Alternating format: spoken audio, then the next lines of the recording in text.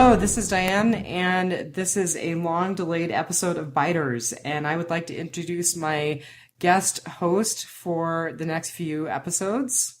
Hey, everybody. My name is Brian Eikenberry, and I come to you from the 515 Fantasy Football Podcast. I heard there was an opportunity here to jump in on some Walking Dead zombie walker action, and here I am. And I understand you are a huge fan from way back, so it sounds like it's a perfect fit. Yeah, absolutely. I've been doing the Walking Dead scene since season one, episode one. And just like everybody else in this world, it caught fire with me. I've stayed through it, read through the comics. I've done a whole bunch of stuff in the Walking Dead space and just absolutely love it. It's really amazing, isn't it? I kind of laugh at the Walking Dead family hashtag, but it is so true. Yeah, it really is, and it's kind of become its own little spot in history in the pop culture scene, and it's something that's great. It's fun. It's things that are growing, and the Walking Dead universe is growing, be it through Fear, the new comics, the toys. Everything is just exploding from this thing. It's happening all over. College campuses have Walking Dead zombie parties and all this stuff now. And you think back 5 years ago, there's no way this stuff was going to happen. It's happening now, friends. It's pretty amazing. I mean, I have to admit, I'm sitting here looking at my Walking Dead bobbleheads right now while we're recording. So, Not too shabby. just to kind of get the fans up to speed, they know that Biters has been through some interesting contortions since Jeff and Kirk decided to step down. Unfortunately, we missed Here's Not Here because of some issues with the gal who thought she was going to take second seat and then couldn't. So, Brian, you have graciously agreed to do both Here's Not Here and the latest episode now in tonight's podcast. And then we're going to get on a regular schedule where we podcast on Monday nights and send the information to Rob for edit. Yeah, we're going to get on track here. We're going to get everybody locked and loaded. We'll get some back to consistency. We're going to get back to just plain awesome. And Yes. we look forward to discussing this stuff. The thing that I love with my own fantasy football podcast is that interaction with the listeners. It's always great to hear feedback, to bounce ideas off of each other, and in my case, argue about position battles, who you're going to play in your lineup. Well, I'm hoping that you'll be my Jeff to my, or be Jeff to my Kirk, because I tend to err more on the side of Kirk's judgment. So it'll be interesting to see how we mesh as far as our opinions about the episodes. So we might as well start out with Here's Not Here. Just keeping in with Biter's tradition. So the director was Stephen Williams, and he has credits for Crossing Jordan, Flash Forward, The Americans, Lost. So he's got some pretty good directing credits. And then, of course, Scott Gimple was the writer. Yeah, this episode, he was the solo pen for this episode, and that was something that I knew kind of going into it, and I really had some high expectations. I love how he is able to kind of stop the storyline, really bring everything together in a package that we can all tolerate, especially on a 90-minute episode. And I agree completely. I actually was incredibly looking forward to seeing him handle Morgan's story. I really wanted to see the backstory, so I'm glad they did it. And I did not feel like it was 90 minutes. I've heard other people say that, and I feel like it was really beautifully handled.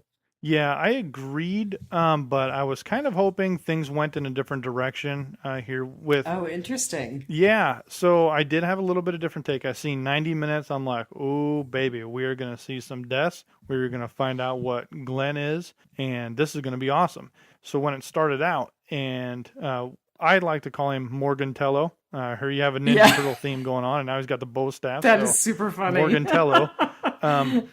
He has just this, it starts out where he's talking to the wolf, and he's giving him a little thing, and then it teleports him back to 3 years ago and where everything is going on. And I was thinking in my head when it started, oh, the first hour, we're going to get through this, and then the last 30 minutes is going to be the aftermath Mayhem. of the wolves, and this is going to be Yeah. great. So it's not going to be a total solo episode. I was proven wrong in my thoughts. So what did you really think about this episode? Were you happy with how the 90 minutes played out?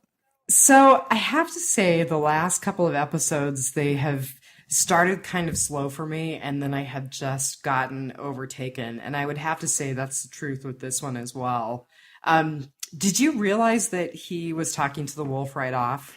I had assumed because I was kind of looking in the background and Okay. just the way that the room looked, I kind of said to one of my buds, I'm like, it looks like he's in one of those unfinished houses because when he was fighting that same wolf at the end of the previous episode, and he's like, you can't do it, can you? And then he just knocked him out. I didn't think he was going to kill him. And it looked like he was killing Yeah, him. A lot of us thought he did a kill. I didn't think there was any way he was actually going to do it. Just the way it's Okay. going, and karma is a bad mamma jamma in this series, especially in this season. How everything keeps coming back. So there were a lot of people who said that they couldn't figure out who he was talking to until the very end. But like you, I realized pretty quickly that it was the wolf. And I thought it was really interesting that he chose to tell his story to that person. Yeah, It was an interesting character choice. yeah, and the way that this character keeps coming back. This is the same Hmm. wolf that tried to take his hot cocoa sitting by the Right, campfire. and that's how we found out who he was. Yeah, Because Morgan said, "You wanted everything. Here's everything." yeah. So, um, unfortunately for Alexandria, it looks like Morgan is going to try to convert this person. And what I kind of thought that as it was going on, I thought maybe Morgan is going to kill him at the end. Maybe he's spilling his guts out there and he's explaining his story, and Hmm. then he's going to kill him. And then the story's just gone. He's gotten the story out, and the story's gone. Right. Well, it'll be interesting to see what happens with this guy, and that is definitely down the road in my goods, bads, and uglies. I can't remember exactly where I put it, but I'm not entirely sure this wolf is with us for very long. Well, somebody's not going to be with us for very long. That's for sure. So, you asked me what I thought. Overall, I gave it a 4 out of 5 partially masticated Tabithas. Well, that's much higher than I would have rated it. Kind I, of I tend to rate pretty high, I have to admit. kind of going off of what you guys were talking about. I'm going to give him 2 partially eaten goats out of 5. Oh, that's brutal. Yeah, I was not. I like to stay positive. I like to get with it. But to me, the Morgan Tello episode was really kind of, for me, it seems like we could have expedited things a lot more. Made it a little shorter, or made it, as you said, an episode that partially deals with Morgan, but then brings it into the Right, future. right. Yeah. So, a couple other things before we get into the good, the bad, and the ugly. I wondered if the Art of Peace had suddenly had a huge boom in sales. Oh, there's people out there trying to run around with their bow staffs at the sunset on a creek bed and Yeah. just absolutely having a blast. So I have to tell you, it was kind of funny. I did go on Amazon just to check that out, and it's sold out right now. The paper version is sold out. So I'm assuming that this is at least part of the reason. And there were some really funny reviews. One of them said, "Great book. I'll give this to the guy in my living room cage." That's awesome. And another one said, "Morgan sent me." That's cool. Yeah, so let's talk about this episode for a minute here because I think for me it was full of a lot of little things that added up into one big thing. But I tend to get a little disgruntled at episodes that force me to understand somebody. And understanding Well, was Eastman. You know, I did see this referred to as a filler episode. yeah. While it may not have been a full on filler because I don't think a filler would have been 90 minutes. Right. They really needed to emphasize why Morgan just won't kill one of the wolves. As he is watching people in the streets hack off arms and legs and painting W's on their heads with guts, he still won't do it. So I get that we had to really devote all of this time to understanding Morgan and his relationship with Eastman and how Eastman came to be, and when he strayed from his path, how he found nothing but misery and then came back to peace. We see that, we understand it, but good golly, it just seemed to kind of clunk and clunk. So I gotta be honest with you, that's definitely in my bads. So let's start out with the Yeah, let's goods. do this. I'm sorry. I'm not used to your format. No, no, no. It's all good. So, I'm just going to kind of poke you through the format, and just to let the Biters listeners know, we're going to keep what we love as far as the format, and we're going to work together on maybe some changes, but we're just going to take it as it evolves. So, I'll go ahead and open with my goods. I definitely thought it was really interesting that Eastman was a forensic psychiatrist. I thought that was an interesting play on that character, and having a husband who works in corrections. You know, I just don't necessarily believe in the good of humanity like Eastman does. Well, yeah, I think it was just a good play on a unique skill set that someone that has not been presented in The Walking Dead yet. Yeah, exactly. We really haven't seen someone who can analyze, and that actually brings another good for me, which was that somebody finally talked about PTSD. Somebody finally said the phrase and said, "This is what you're experiencing." And I loved what Eastman said about we're not built to kill. We're connected. We're all damaged, traumatized people, but we're not built to kill. We don't have the innate tools to kill. And that's why we come back traumatized. Yeah, absolutely. So And go ahead. I don't know about you, but I really feel like at a certain level, just about every person in the show is experiencing some sort of PTSD. So it's just really pertinent that somebody finally spoke the words. Absolutely. It is something that every character is affected with.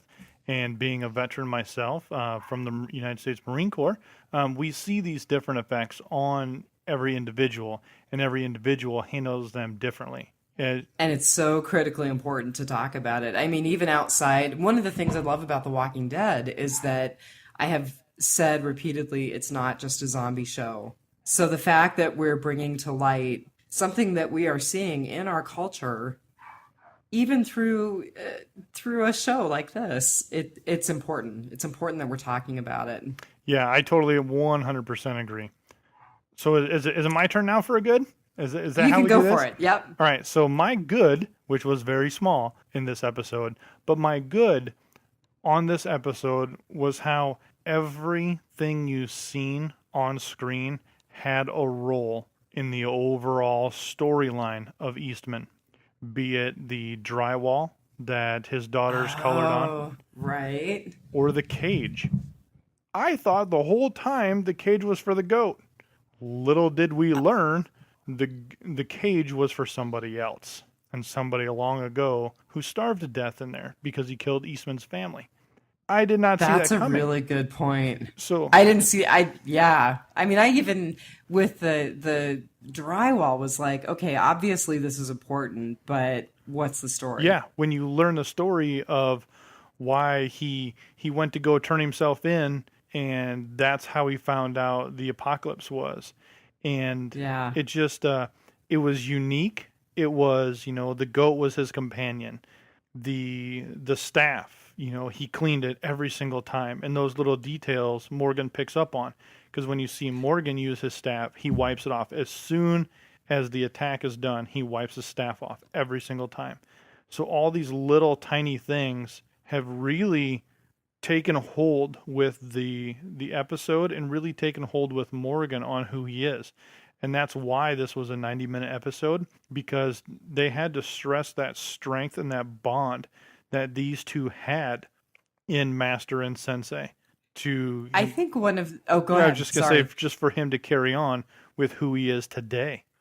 And I think sadly, because I don't want to say the episode was rushed. I mean, it was 90 minutes, but I don't think we necessarily had a complete chance to see that relationship build. I'm not sure that they could have done it and kept momentum, but they obviously had an incredibly close relationship. Yeah, it kind of makes you wonder if this was supposed to be a two-part episode, if this was supposed to be Right. two 1-hour segments, and then seeing as how, they listen to the community, and they probably might have said, you know what? We need to make this one episode, because if we do 2 weeks of this, I think we're going to be in trouble. It's really interesting that you say that because I can't remember where I read it or heard it, but someone compared this to the Governor episodes from last Yeah, you season. bet. Not and or season before, sorry, last season, season Season four, before. yeah. They blur together sometimes. But they said, they really lost momentum by making it a 2 episode arc. They could have done it in one. And so I agree with you. I think that's one of the reasons they made the decision to do this as a 1 episode kind of one off. Yeah, I agree. Couple other goods, and this kind of builds on the relationship between Morgan and Eastman, but I really loved the moment where it looked to me like Morgan was reading out loud from The Art of Peace, but Eastman was speaking responses back to him that were from the book as well. I thought that was really nicely handled. Um, it was just very unique to see Morgan in such a state of controlled aggression, I guess you could call Mm-hmm. it. He's pissed off at the world. He wants to break out. I'm going to kill you as soon as I get out of here. And he's going to do all this stuff. And Eastman just keeps batting it right back. What state of mind are you in to never shake the door when you wake up in a jail cell? Right. I loved it when he said that Tabitha had figured out the door was open and he still Yeah, hadn't. it's Yeah. hilarious. I love it. And what you're saying about Morgan and his state of mind, one of the things that I really did love about this episode is that we see Morgan in so many different parts. I mean, we see Morgan the father and kind of the rough version of Morgan in the pilot. We see Morgan just losing it in Clear, and now we really do get a chance to kind of see how it comes back together. And he's still an incredibly different person than he was in either of those episodes, but there are fragments of those Morgans in this new Morgan. Yeah, it's just a very tough experience in this episode. So that's why my goods are very shallow here. The one thing I took So was go the ahead. detail. Go ahead and hit me with your bad then. My bad was how it was all And it's handled. okay if it's long. It's okay. Yeah, it just I'm trying to stay positive. It's 2 weeks ago. We've moved on from it, but it was really how it was 90 minutes, and that was the heartbreak for me. Whether I had already amped myself up prior to going in, or that I had mentioned it earlier. I was being forced to relate to Eastman, and I didn't want to. The show kept forcing us to understand his family and understand why he is the way he is, and then he starved the guy responsible for his family's death, and I didn't care. I didn't want to, because I wanted Mm-hmm. to see Morgan yelling at the fire when he started his ammo bunker on fire, and having those conversations with himself, and yelling at his wife and his son, and having that emotional release on, why did you do this? You had the gun. Why didn't you shoot? You had the knife. Why didn't you do this? Do you feel like those phrases were to himself about why he didn't put Jenny and Dwayne down? Because I felt like he was talking to himself like, you had the power to stop this and you didn't. Oh, totally. Okay. You look back to those first 2 episodes when his wife keeps coming back to the door, Mm-hmm. and he just can't do it. He just can't do it. And, ultimately we get that little glimpse of him in season 3 where, I was down the basement and looked up the stairs, and there was, Right. what was his name? Donnie? Dwayne. Dwayne. Yeah. There he was, and she just tearing into him, and he just kept crying for mommy and mommy, and he 100% holds himself responsible for You know, that. Kirk and I talked a lot about consequences a couple of times that we podcasted together and how it really does just keep coming back. And, this is where Morgan is at right now. And what happened to Dwayne is a direct consequence of his inability to put his wife down. Oh, and that's the biggest theme of The Walking Dead for me, is that every Hmm. action has an equal or opposite reaction. And it Absolutely. comes back in many, many ways, especially in this most recent episode, which we'll get to here in a little bit. But, Yeah. in Here's Not Here, there were, So, I oh, would go say there were ahead. so many cause and effects, from the father and son that were chasing him through the woods. He choked the guy out, and it came back to be the Right. walker to bite Eastman in the back.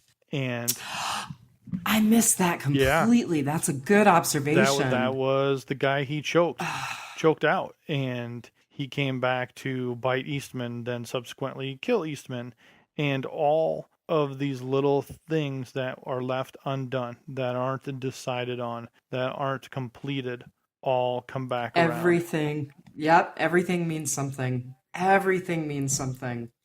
Ugh.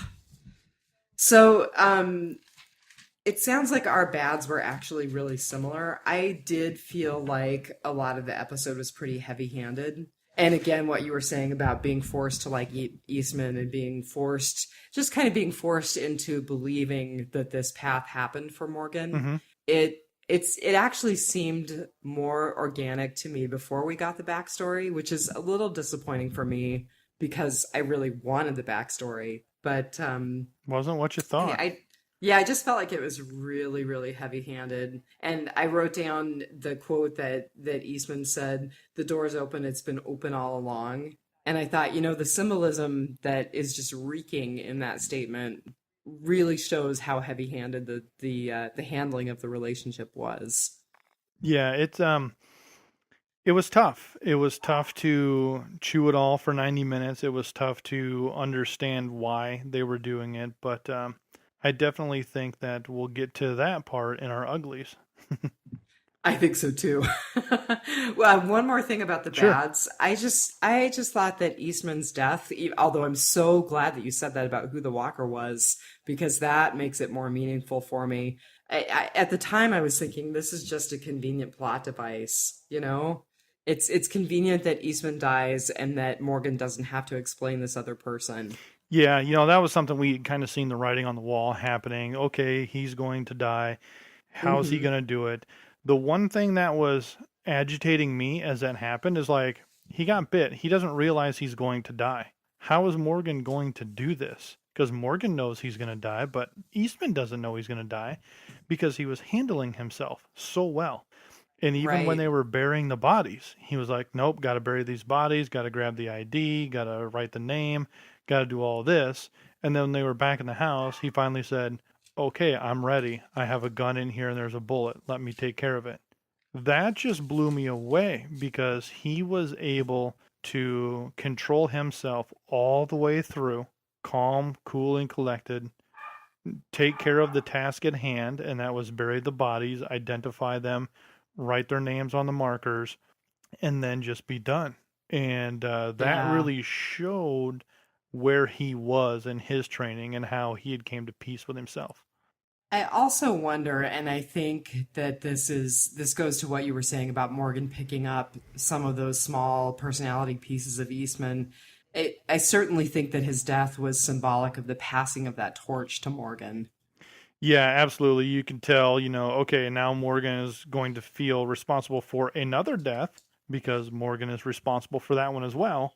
But he Right. has a new way of handling his stress and his reasons for being. And his way he's going to deal with that responsibility is live through his teachings. And I did like what they said about, they try not to kill and they try to see the best in people, but Eastman also said, "I'm not going to let you hurt me. I'm not going to let you kill me." So it made me tolerate the philosophy in the zombie apocalypse a little better because there is some leeway for self-defense. There's some leeway for preventing harm to yourself, you know? Yeah, absolutely. The And redirect. yeah, exactly. And I think that a lot of people were seeing it and playing it as if, Morgan is just going to passively surrender or Eastman is just going to passively surrender because of the philosophy of Aikido. And it's really not presented that way, which was nice. All right, so hit me with an ugly, and the uglies can be a good ugly or a bad ugly, depending on what's on your mind. So I'm not sure where to classify this. So let's just call this middle of the road ugly, since it's my first go on this show. The point that I had kind of posed to some coworkers the next day because they were trying to, well, Eastman he's so at peace and Morgan he's nuts and all this stuff. That's because their traumas happened at different times. Exactly. Eastman had more time to Well, process. Eastman had a support structure. He had a reason. It Right. was revenge and he wanted satisfaction. The world was still standing. He knew that when it was done, he was going to walk into jail, turn himself in and say, yep, here's what I did. I feel great about it. I'm more than happy to come in here now. And you can't take revenge against the dead, Right. So, you know? Morgan's trauma came from Yeah. an accident, a lapse in, he became too complacent where he was and leaving his son responsible to watch the front door while he was in the basement doing something, So Hmm. you have those two different ranges of motion. And I wonder, would Eastman still be the way he is now if he's seen the wolves? I don't think he would. And that's kind of where I get angry with Morgantello because he's not snapping out of it, man. Snap out of it. I think it's gonna come though. I mean, I do think we're building toward that. I don't see that Morgan is going to be able to be Eastman. I think he's going to be something new that's going to hang on to some characteristics of Eastman, but I don't think he's going to be able to be Eastman. I don't think he'll be Eastman when the wolf escapes and kills people. If that happens, so here's my, oh gosh darn it, I just dropped something.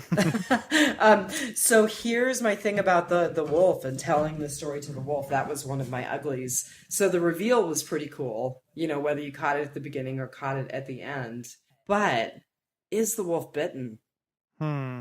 When he talks about having a fever, he talks about having the shakes, he kind of lifts up his shirt, and to me it looked like a bite.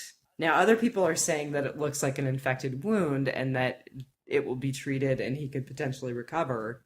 But I'm not entirely sure that that wolf isn't bitten. Maybe. I was thinking that Morgan was just trying to hold on to him to try and redeem him, to try and do something. So here's kind of a different philosophy on the Wolves. Before I kind of considered them as just some mindless raiders and kind of compared them to Vikings. They just go Oh, in, good comparison. they just go in, pillage, take what's theirs, take a couple of slaves, we're out of here. The reason I say that is when Morgan and Father Gabriel had a wolf uncautious, they were tying him up, and they said, "Why are you doing this?" He's like, "We're not killing you. We're setting you free. You're not supposed to be here. We're setting you free." And he was so calm when he was talking about that.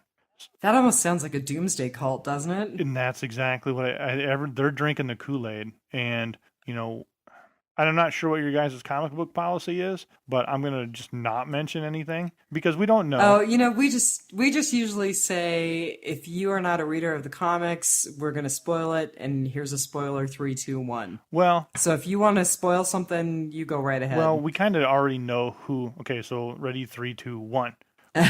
We know who the leader of these wolves are going to be. We know that individual. Kirkman has talked about him. They've talked him on the Talking Dead all the time about. They've talked about casting him. Yep. So here comes Negan, and yep. I think that's how they're going to stray out of the comics. Is they're going to make this more of a cult rather than just how Negan had it. Because, you get the comic, you get a sliver of it, but then they change the reality for the TV show. And I think that's how they're going to deal with it. I got a pretty good track history. I called Maggie being pregnant. I do these things. So I've got a pretty good record here at these grandiose ideas. And I think that's how they're going to kind of steer themselves, is that they don't see themselves as Vikings per se. They see themselves as saviors releasing you. I was going to say, there you go, saviors. A la Jesus coming. So I'm not all the way through that arc in the comic book yet, just to let you know. I'm past where we are in the series, but I'm working on catching up in the comics. So Gotcha. So one of my uglies is a good ugly, and I don't know, do you follow Kirk's art very much? No, I don't. His tribute art? So he did some tribute art for the episode Coda, which is the episode where Beth died.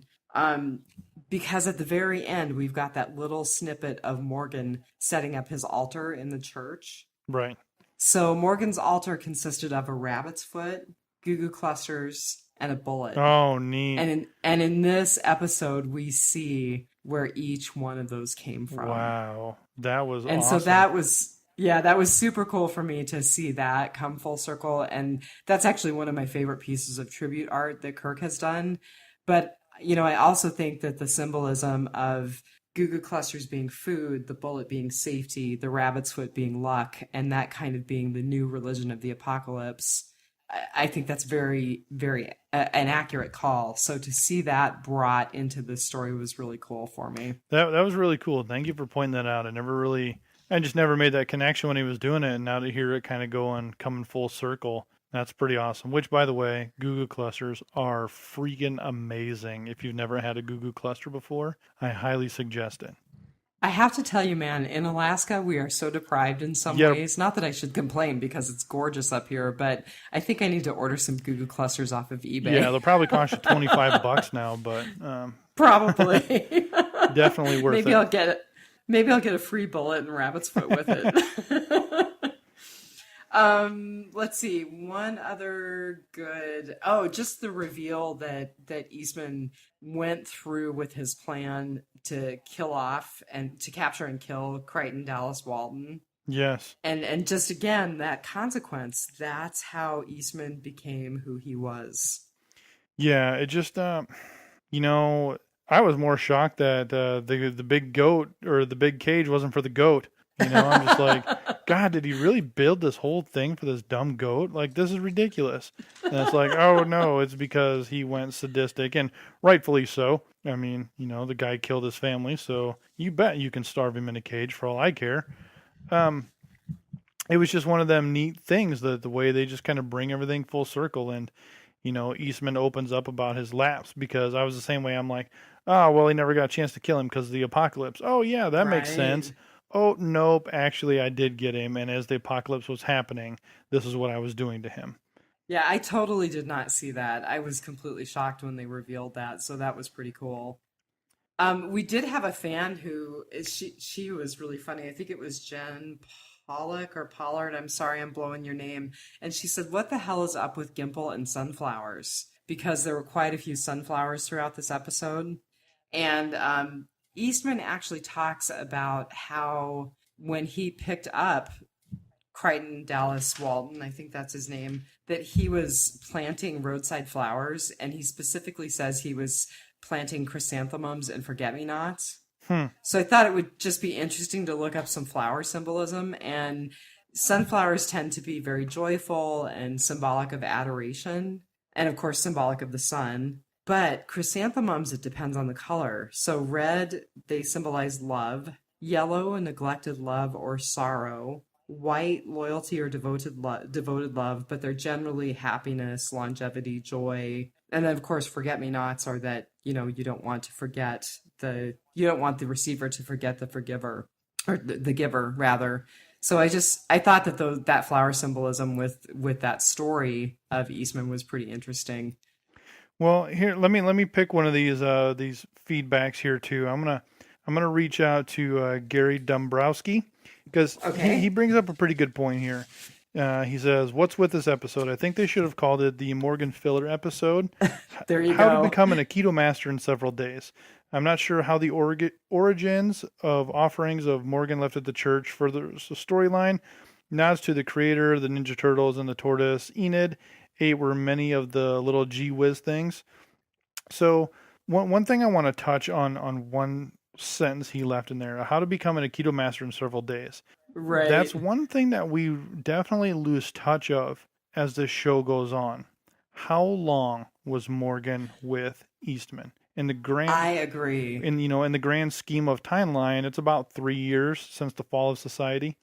We kind of look back and say, okay, we seen him in season 3. That was about a year and a half in. So he's really probably only spent about a year with Eastman, from what I can gather. Just kind of showing the timelines, because I don't really think it was 7 days.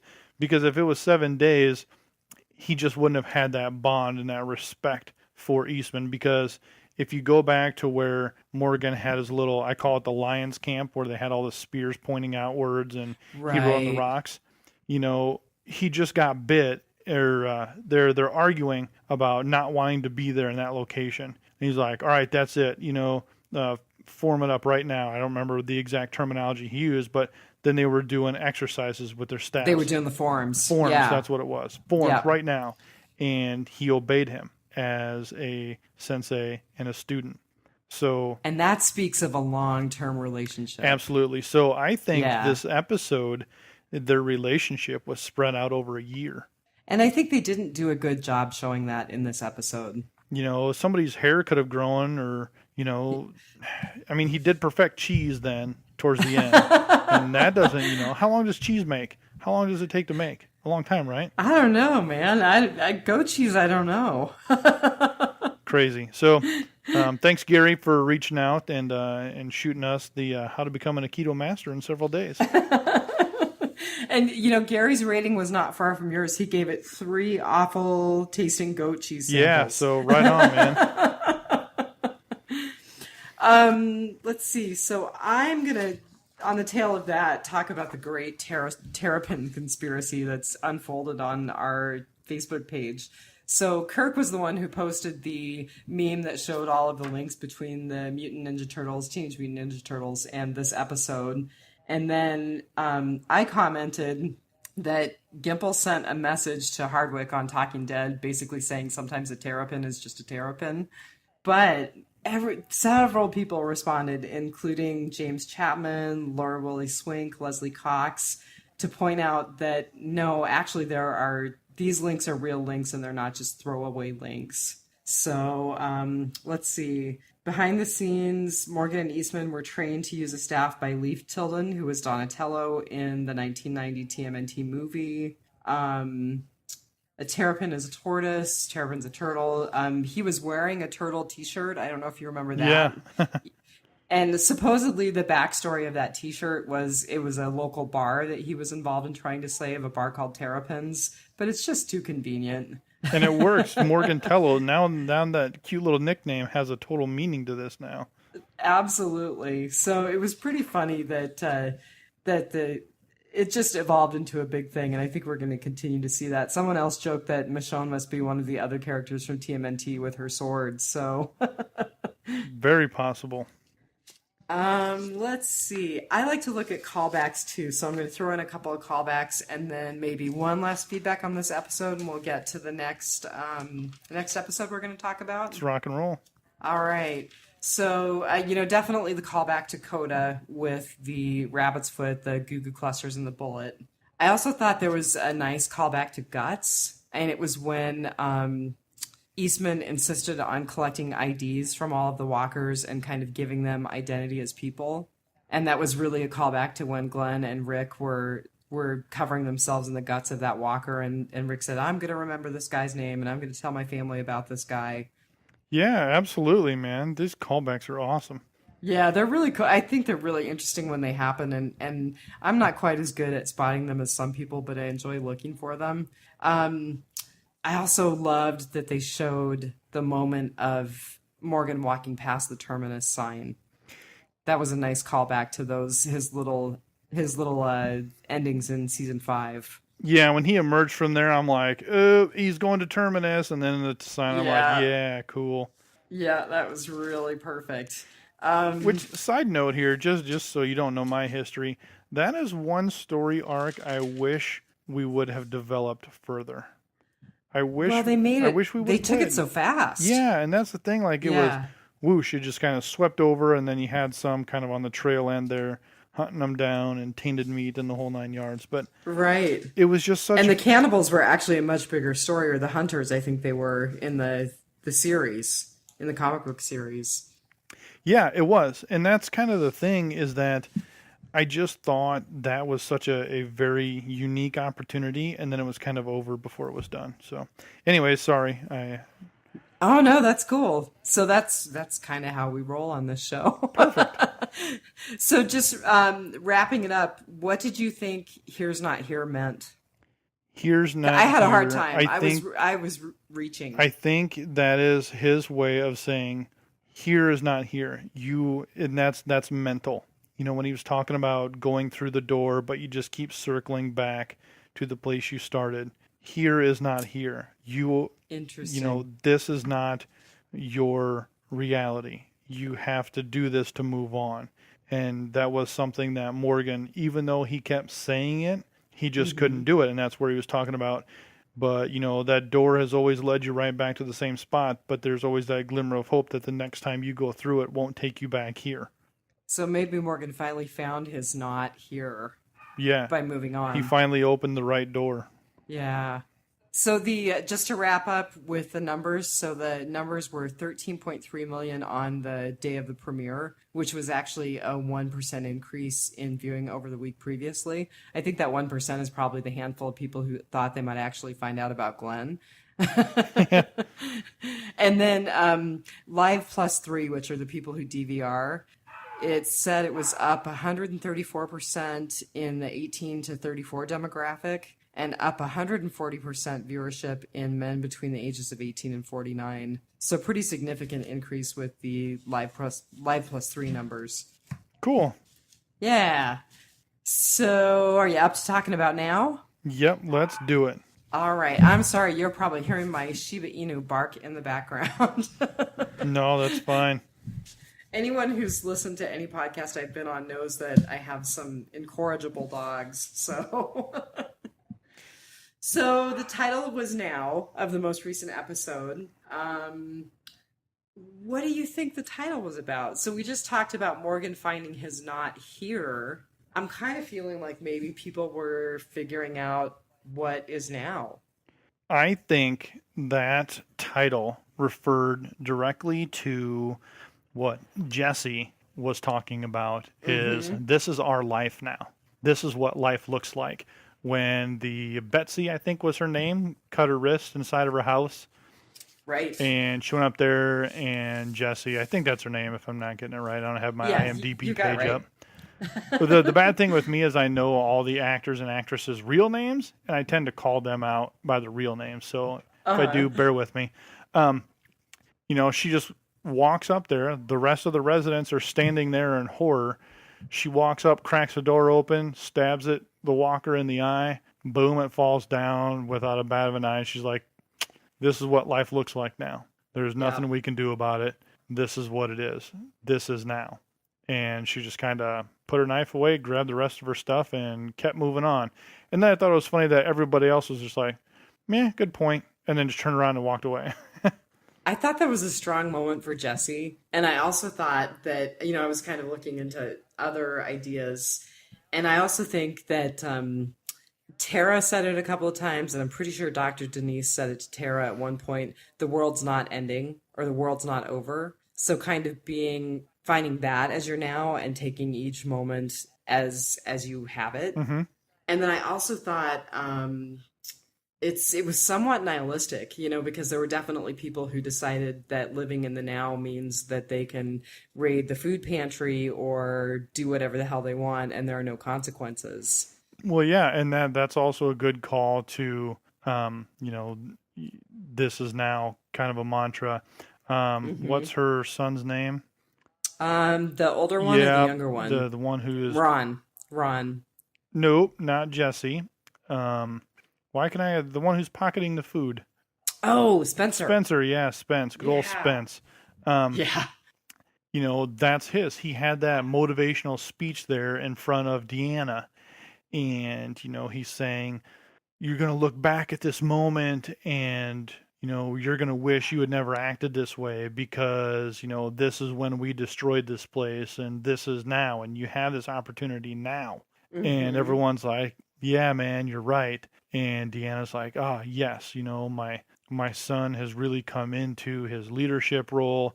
And even I was thinking like, yes, man, this dude's going to redeem himself from wussing out at the gate there and not protecting anybody. And then you come to find out that he was just saying that so nobody else would take all the booze. And then he grabbed Right. his Ritz crackers and his Nutella and his whiskey and went and got all crazy up in the kitchen. I agree. And I think that he's a perfect representation of just that whole nihilism that people were showing. The other thing that I thought too was Maggie's decision to accept whatever happened to Glenn and just move forward. I thought that she was accepting what is the truth right now. Absolutely. That's another good one. I mean, we may not know what that is, and I still think that there's some question, He but better be dead. I'm going to stake my claim on this program right now. Glenn better be dead. I think he's dead. I'm not someone who's gonna jump if he's not dead, but I think that Why boy, you it's got to be gonna screwing be with me? Like, that's my thing. If he was not going to die, then why didn't you just do that in the episode itself? well, I think it's Because, gonna be really disappointing to see Glenn like walking up to the gates of Alexandria and knocking and being like, "I'm here," yeah, hey guys, because what's up? Did I miss we're the gonna baby need more shower? than we're gonna need more than a 90-minute episode to explain that. Yeah, it was tough, but now meant a lot of things to a lot of different people. Yeah. So I was not able to find out who the director was on this one. Did you have that info? Ooh, I looked in IMDb, I Googled it, and I just for some reason could not pull up who the director was. it's Avi Yoabian, Oh my Yubian, goodness. Okay. Uabian. Does that director have any other interesting credits to his or her Um, name? to his or her is still a good question because it does not have a picture.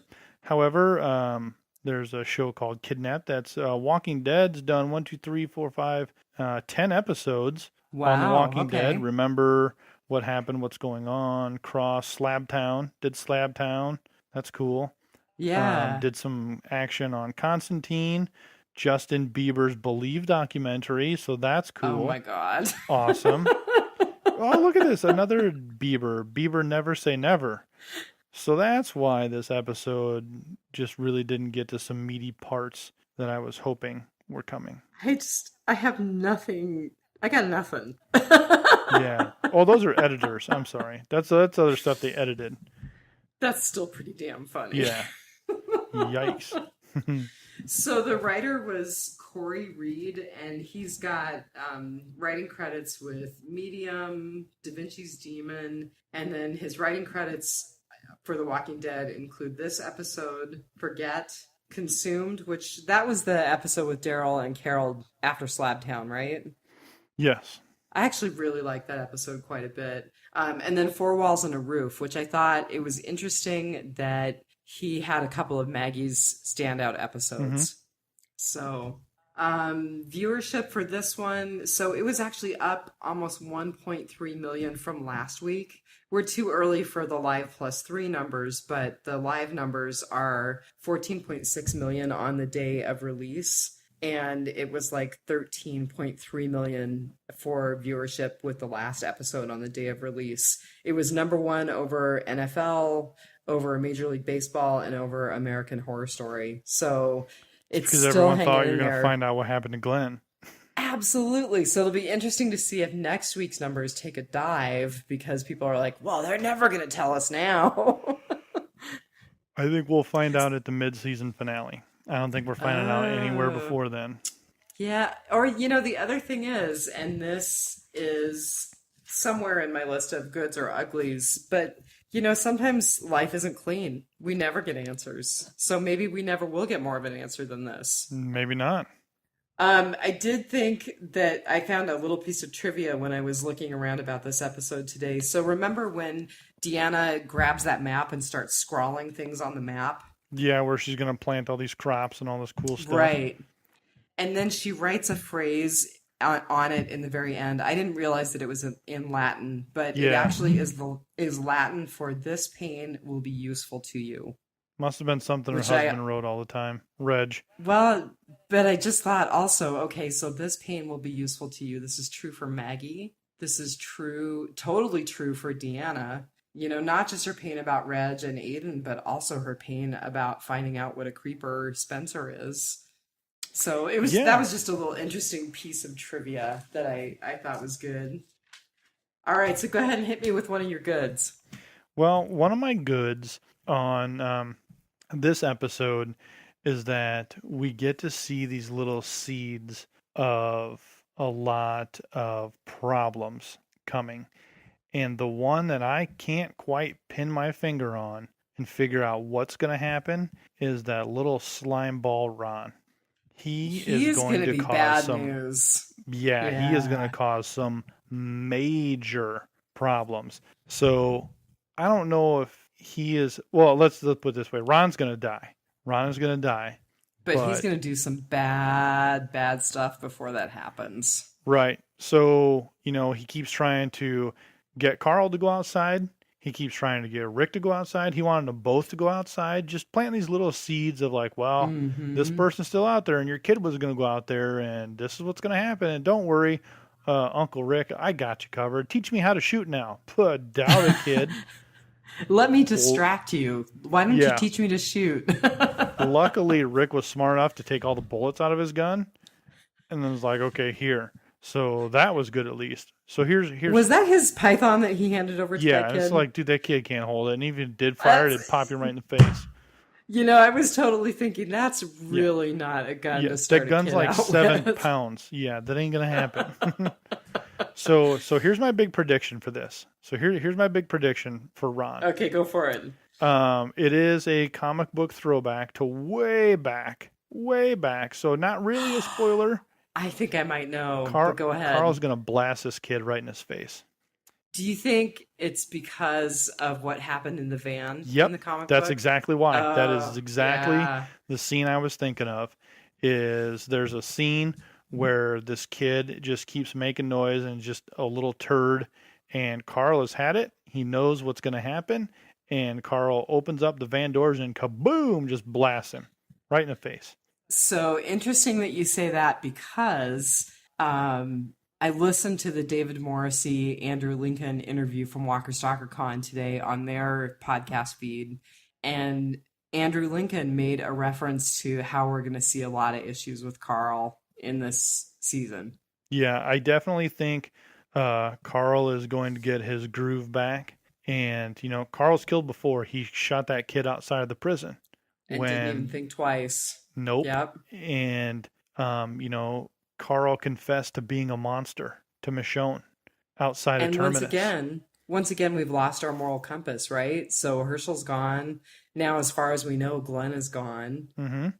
Rick is So, spinning. yeah, it's, I definitely think that, and maybe it's Ron, like, trying to shoot, Carl, Or or, worse, Rick. maybe, yeah, maybe he tries to stab Rick, or maybe he tries to do something and Carl is not having it and just pulls up and just taps him one.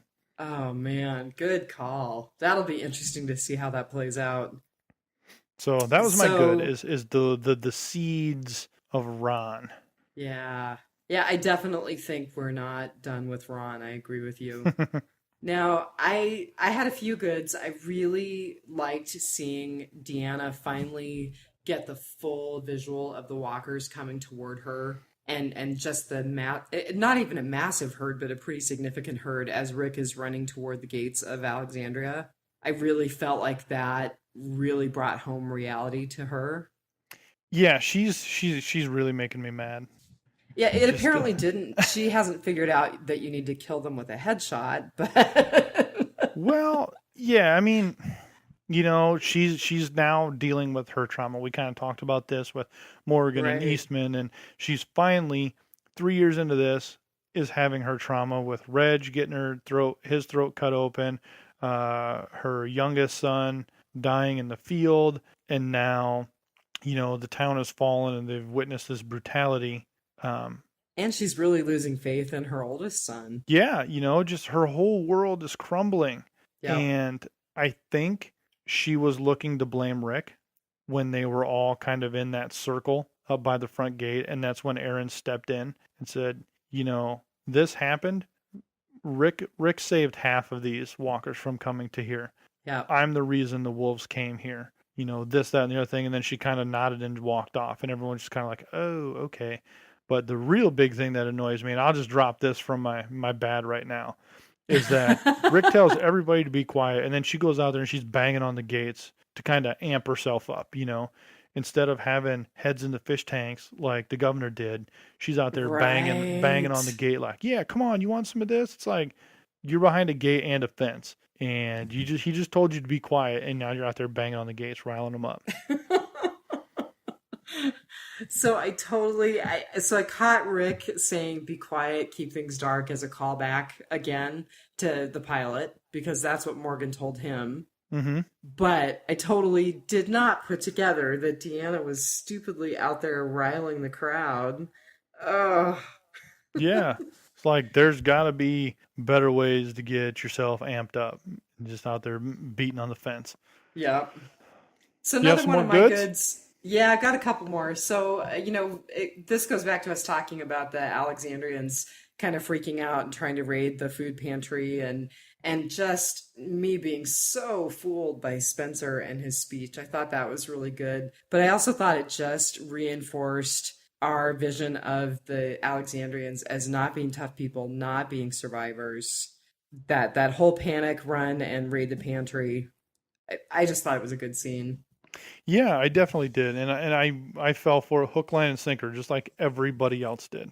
That he's Spence is really coming into it. It really kind of made you feel good. Like yes, all right, they're Yeah. getting it, man. It's not every Yeah. person for themselves. Like they're getting it. Yes, finally they get it. And she's like, "Oh, you're just a you little punk, man." So my other goods, which were not, they're not good enough goods to go in my uglies, but I was happy to see Rick and Jesse finally figure it out and at least lock lips for heaven's sake. And then I was pleasantly surprised, although I have to say I felt like it was coming when Denise leaned over and gave Tara a big kiss. That was pretty cool. Oh, I did not see that coming.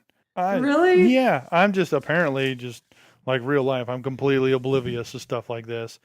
So I got to And tell you, when I watched the X Files, I was a shipper totally. So yeah, I don't know, for whatever reason, like I just didn't see that coming. And I was just like, oh, now it makes sense why Tara keeps coming back there all the time. well, and Now so I this get it. this kind of leads into one of my bads, which is where the hell did Tara get lipstick and smoky eyeshadow in the zombie apocalypse? They were probably in somebody's little cabinet there, I guess. It I was mean, a I fully guess it is stocked thing. Alexandria, but They're out on runs. People are requesting pasta makers. I'm sure they can request some makeup from time to time. okay, that's fair. If they're gonna get Mrs. Niedermeyer her pasta maker, and they really were trying, I can imagine that they would get some smoky eyeshadow for Tara. That's fair. So, moving on to, are you done with your goods? Yeah, I'm done with my goods. Okay, so moving on to the bads. Did you catch who made the decision to put Glenn and Nicholas on the list of the dead? No, I didn't. I was just trying to figure out who made that call I because thought it I was felt just the like, kids. I thought they were just taking kind of inventory of who was still gone. oh, And okay. to them, to the Alexandrians, hey, if you're stuck outside, you're dead. There's no way you're coming back from this. But they don't know I just felt like it to was so quote, premature. yeah, but that's how they think is you're out there, you're dead. And to Yeah. kind of quote Rick from being in the train car, they don't know who they're messing with. Very true.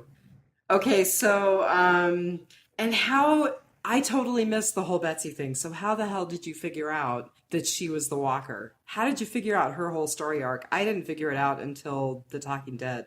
Well, Did at they actually first when I show her seen kill herself? no, they didn't show her kill herself.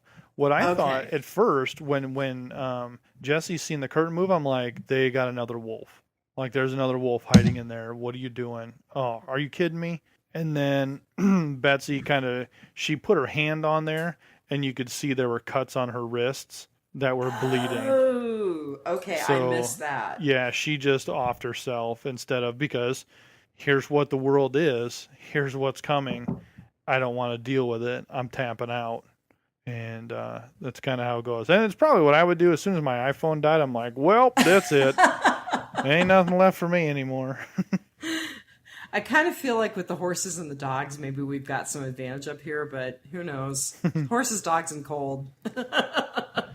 So, Go ahead. So, sure. do you have some Yeah, bads? I got some bads. There was All some right. there was some meat on the bone that they did not give to us. I feel, every episode is about an hour and a half, hour and 20 minutes long, and they cut it down. They cut a lot of stuff out that they don't think is valuable to the viewers. And Right, there's I stuff will that ends call, up on the cutting room floor. right, I have what's called the BS flag, and I'm raising that right now because I find it very hard to believe that when Rick comes back into the gates for the first time and goes, "What the hell just happened here? There's all these dead bodies all over the road." How did we miss that conversation? Right. And how How did did we we miss miss? Rick getting out of his pickle? Well, I just thought he was just going to go up on top of the roof of it, but it's not too far fetched to see just Rick just heck with it. But I'll throw you this little tidbit. Maybe we see him running because Sasha and Abraham and Daryl kind of pulled him away so he could Okay, run that back. is. I'm glad that you brought that up because that's totally on my list of bads. I just was really frustrated that there was just nothing about Daryl, Abraham, or Sasha. Yeah, I think we're getting the side by sides right now. So we're gonna get one more and maybe another episode in 2 weeks about Mm-hmm. these same timeline, just weeks apart. We're gonna follow each group as the same timeline, and then they'll all come together. So let's jump back to Rick. I just find it so hard to believe that they just skimmed over it. Like, yep, he already knows that wolves were here, because when Deanna is out walking, he's like, oh, whoever said they got one, but we couldn't find him. That must have been him. So now, wait a Right. minute. You mean to tell me that we skipped over the entire conversation where Rick is brought to speed about these wolves who just come and just start hacking and slashing people without anything? Two, we didn't do a full sweep of this place. We didn't see Rick being like, all right, gates closed. We need to walk in a single file line and sweep this entire facility, and 5 people go into a house while we wait outside and we clear every house in here because there was one hiding in Jesse's house. There was one hiding in the house Morgan was in. They were in all these houses. How did we not see this? Like, these are huge issues that I have with this episode is how did we skip it? Where was Michonne? Where was Right. Where was Michonne? Where was Morgan? where was Morgan? Where was Eugene? Like, Yeah. wait a minute. Where did And all this happen? I got to agree with you because I missed it. I wasn't thinking in that direction at all, but now that you pointed out, especially with Rick's experience as a police officer, he's totally going to do a sweep like that. Yeah, so that was just a tough pill for me to swallow. So that's one of my bads there.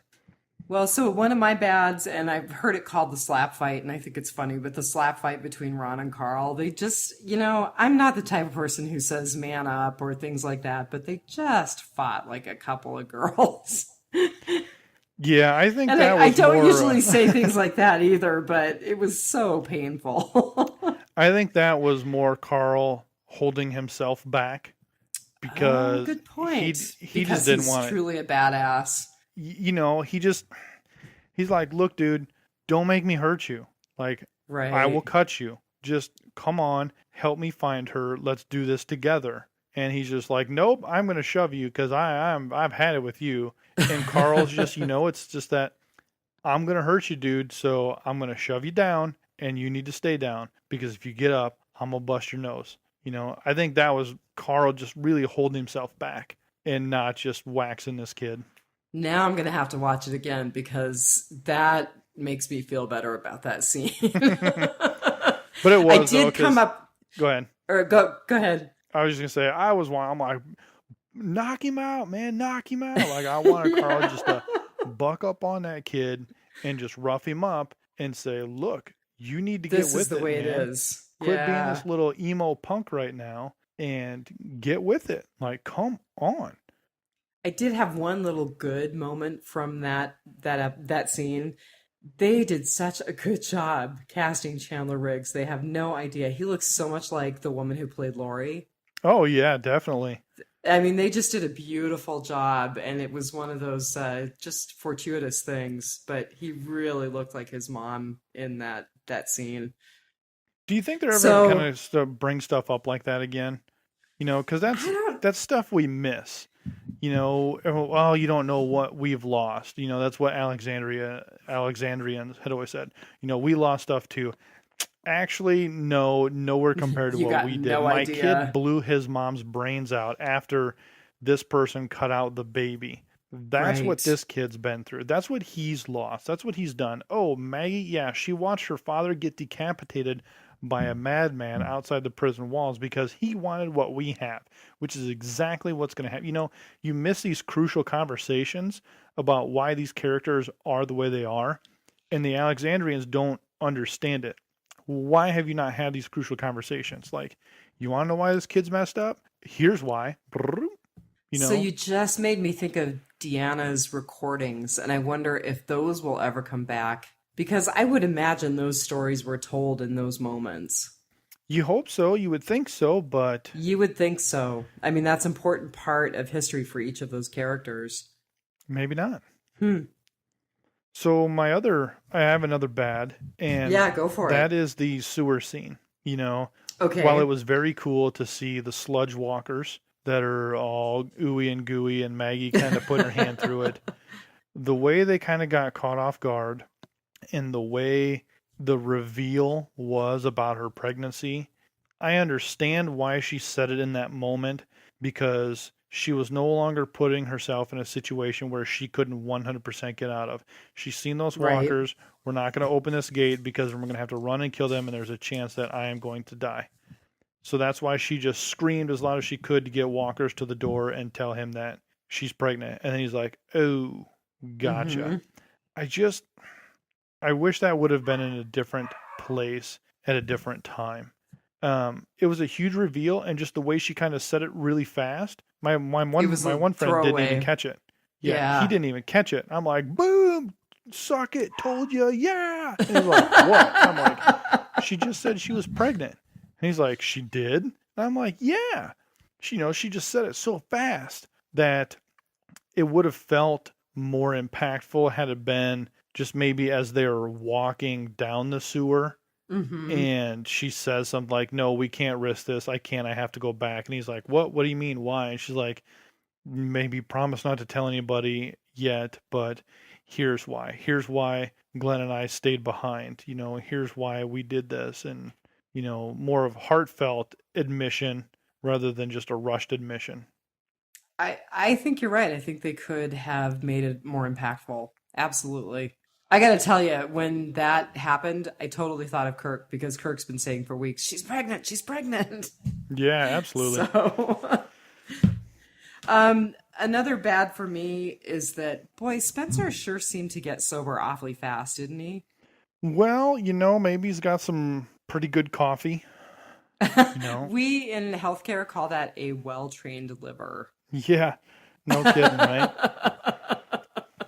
I don't know. It kind of bothered me. He went from dropping stuff on the floor and breaking a glass and being so drunk that his mother was completely distraught to having this completely rational conversation with Rosita and taking over.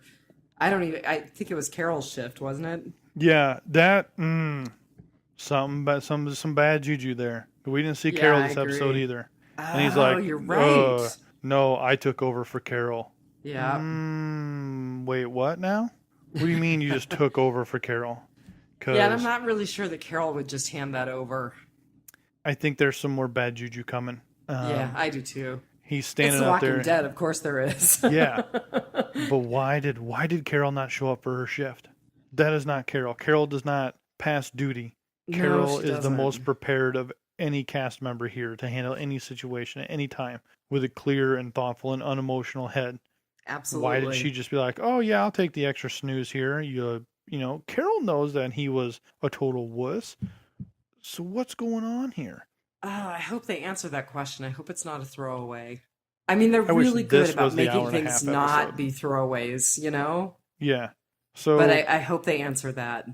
so here's my other bad. Okay, go for it. And I then I've got one more bad, and then we'll move on All to right, our yeah, uglies. we'll Unless we'll wrap you're this up here. okay. No, so my other bad is I am already tired of waiting for someone to get pushed off the top of the wall. Oh, that is hilarious. When Ron went up there, I'm like, maybe Ron's gonna try and push Rick over. Like maybe he's just gonna shove him from behind. Maybe that's gonna. Oh, maybe Rick's gonna just like, you know what, kid, you're getting in the way of me and your old lady. I'm gonna pitch you over this wall. just like, come on. So then when Spence was up there with Rosita, I'm like, oh my God, is he going to just like whatever and try and pitch her over? And then I'm like, well, maybe he's going to try and make a move on Rosita. And Rhea's going to be like, get off me, punk. And then he flips over the edge. Like, oh, come on. And then nothing yet. It seems like too good of an opportunity of the writers to waste a feeding frenzy like that. That would be a great scene. So someone's going over that wall. They better anyways. We're writing into the show and demanding. That falls into crazy predictions, right? Yes. So, all right. People who've heard me on a couple of episodes are going to get sick of this refrain, but I got to say it again. Recovering from a head injury, I'm still so pissed off about the way that they're treating Tara's recovery from her head injury. It's amazing. It is. And as a veteran, you've seen people with severe head injuries, with head trauma. She is in a don't coma. go that way. Yeah. And she was like, what? Is it time to wake up now? Oh, I got a headache. Cool. Let's go on a run now. What? She was in a coma and had a penetrating head trauma. Yeah. Yeah. Eugene's still the hero, by the way. Yeah. So that wraps up my bad. I'll try to let it go, but man, it makes me mad every time I see it. So what's your ugly? Well, my ugly is really the wait here. And it's a bad ugly. Okay. Are we, we have to go yet another week. Next week is going to be about Daryl. It's going to be about Abraham, and it's going to be about Sasha. You're right. And we have to go through their storyline. So we have to wait yet another week to get everybody back together again. So here's a fun little teaser for you. In the previews, it looked like Daryl was back at the Walker disco party where the wolves were.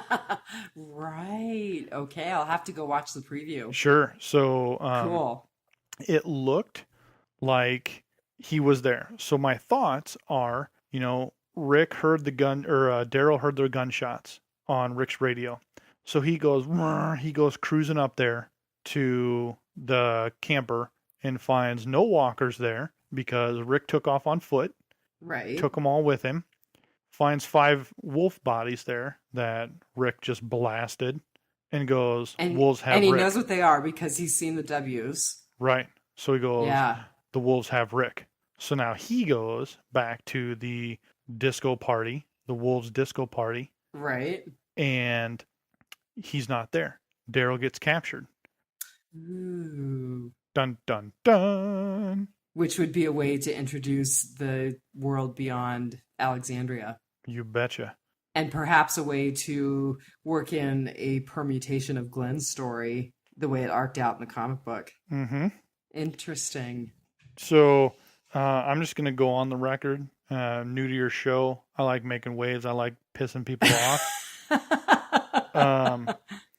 Daryl's going to die this season. Everybody knows that, right? Well, I just don't see this lasting forever. And I got to tell you, I'm not one of those if Daryl dies, we riot kind of girls, but I do enjoy looking at some Daryl Dixon. I'm not going to lie. But yeah, I don't think it's going to last forever. Yeah, I just have a feeling that the love train is going to come to an end here. And I think that all kind of resides with how everybody is broken up now. We're not getting out of this with 1 or 2 deaths, major character deaths. Nobody cares about all the people in Alexandria that die. Nobody cared. We care about season 1 deaths. Yeah. And we need to start thinking about those because you have new members. Because if you have season 1 people alive forever, you knew in Star Trek The Next Generation, Picard and Riker and Worf, they weren't going to die. You know that right. Every single episode going in. Kirkman has said it. Nobody is safe. Everybody has an equal shot of dying. Although if they want to stay faithful to the comic book, faithful enough, they're going to have to keep Rick alive. Yeah, with the exception, I think Rick is immune to death. I mean, he's pretty safe, unless Andy Lincoln just gets sick of doing this. It's a good paycheck. Your ugly and my ugly, one of my uglies were the same. I actually thought that the whole Glenn thing was a bad and a good ugly. So it's bad because they're dragging out the story. Um, and it's so ambiguous that that last little tease of Maggie and Aaron erasing the names from the wall. But another thing is, and this might lend to your Glenn has got to be dead. I don't know if you noticed it, but he once again is not in the credits. He wasn't last week. He's not this week. And they actually associated Lauren Cohan's name with Herschel's watch in the credits this time. Ooh, dun So dun I'm dun. kind of, is it a misdirect? Well, that's the thing. Is it a There's clue? there's tons of misdirects. So I will say this: the AMC had approved a photo to be given to Entertainment Weekly, and that photo showed certain individuals standing in what looked to be a shooting scene that were all together. Oh, and I remember hearing about this actually, and one of those individuals is the person we're talking about, and this happens in the future. Right, This is because not a flashback. Yeah, this is not a flashback because one of the other people staying there is a character that has not been introduced yet. yeah, So my yeah. my tit for tat with you on this is that, well, here you go. But why would AMC approve it if it had people, if it just completely spoiled the fun?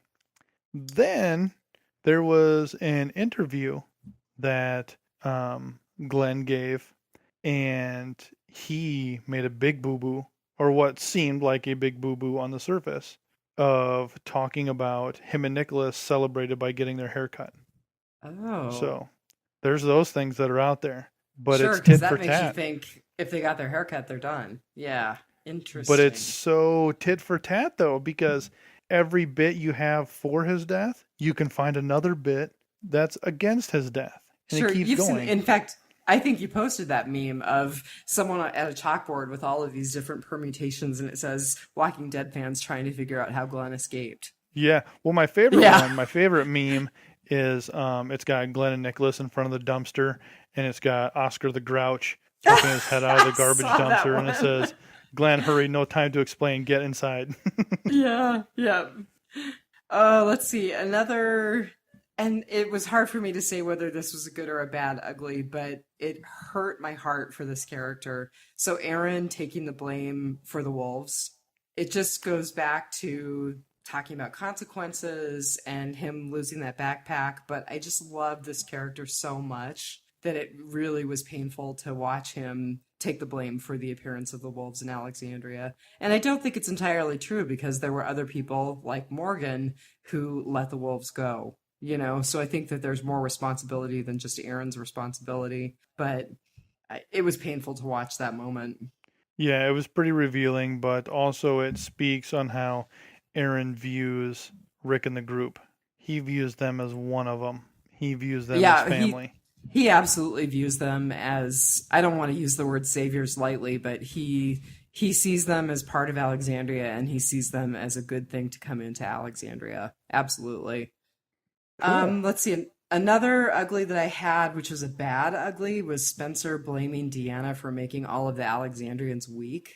And the reason that that made me so angry is that I feel like, with the exception of Ron and Sam and the kids, every single person in Alexandria is an adult who has to take responsibility for their willing suspension of disbelief. They knew the zombie apocalypse was happening. They knew how bad things were getting. They may not have known the full extent because they sequestered themselves in Alexandria, but to take one person and blame that person for their weakness, that really ticked me off.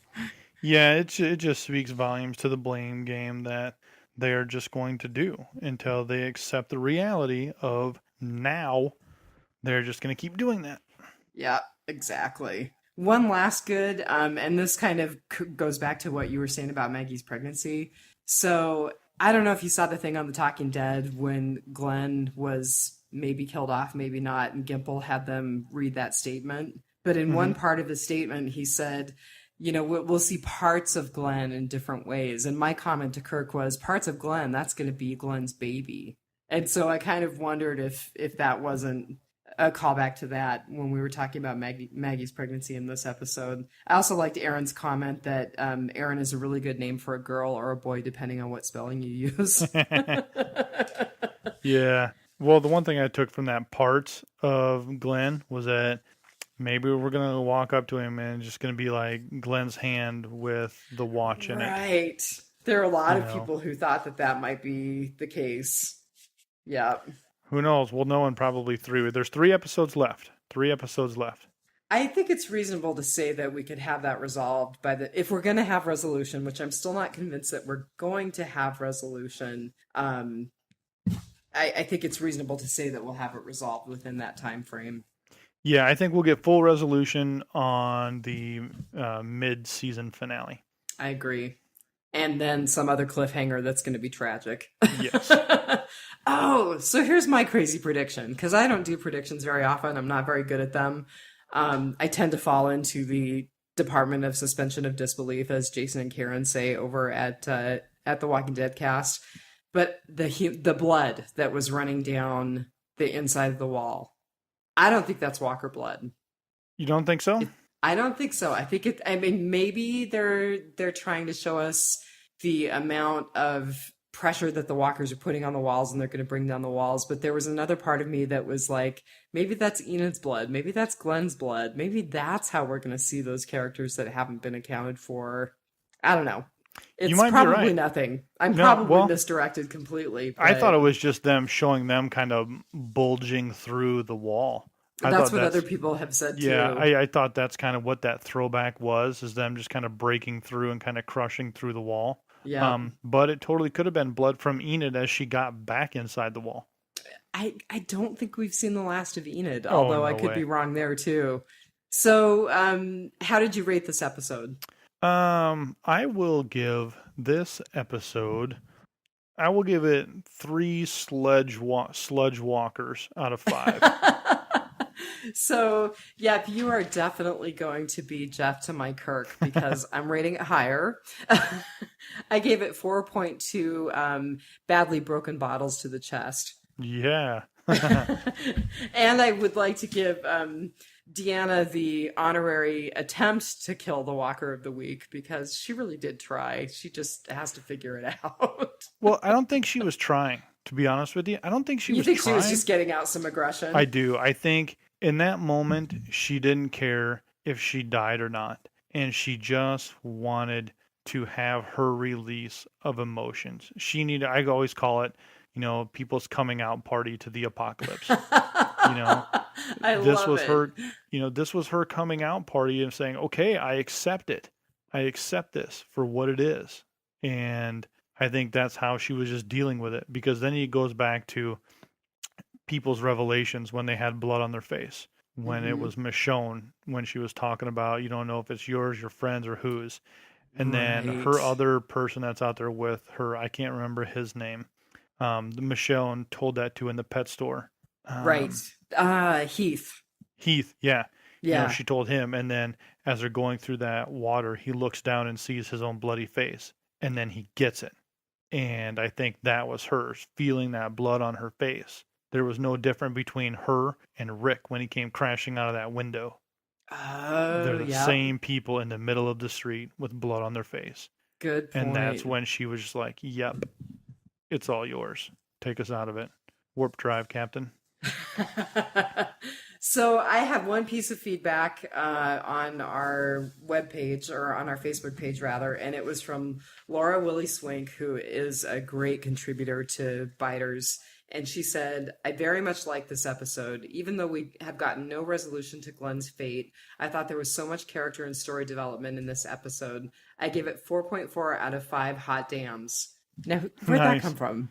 Hot dams. Who did that?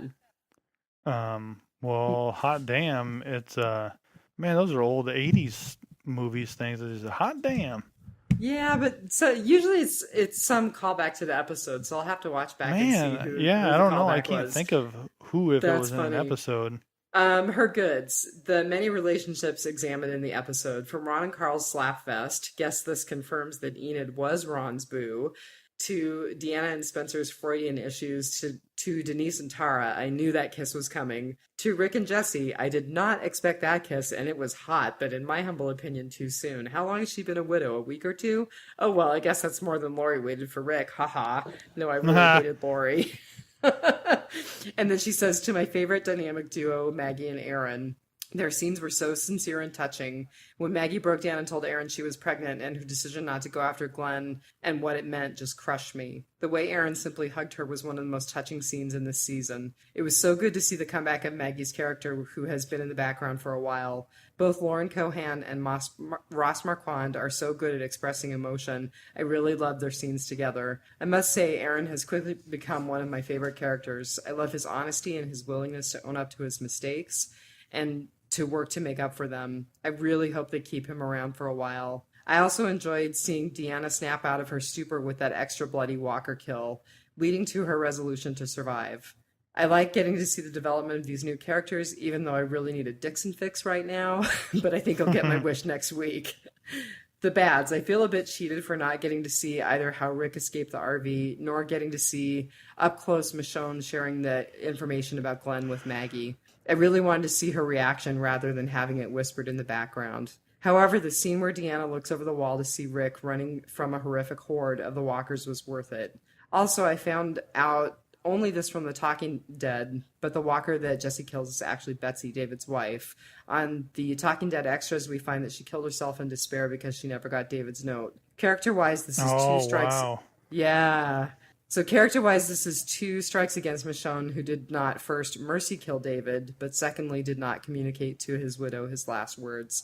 This is totally out of character for Michonne, and as she is my second favorite character on the show, I really hope the writers correct it. The ugly, the bloody wall. We can assume that the walkers are pressing so hard against the outside that zombie goo is gushing through the walls like a lemon squeezer. Awesome stuff. So I will make sure that you get access to the Facebook page so you can see the feedback and respond. Yeah, I can't wait. And I'm just so glad you're here. Thank you so much for speaking out when I posted on the Southgate page. Yeah, hey, we're going to rock and roll all night and party every day. Let's do this, Kiss style. I was going to say, I think Rob is going to have to put that in as our outro. Well, it's been fun. Thank you very much. Thank you for having me. I look forward to getting to know everybody who are contributors, be it regular or occasional, and those who haven't contributed yet. I really look forward to it. If anyone is in need of any fantasy football lineup help or know anybody who is, please send them to 515 Fantasy Football. That is on iTunes, Stitcher, and the Libsyn website through the Southgate Media website. Right on. And as always, we can be found on our Biters Facebook page. And I believe that we are biters@gmail.com, but you can always send email to Southgate Media and Rob will forward it to us. So have a good night, and we'll talk to you next week. Take it one dead day at a time.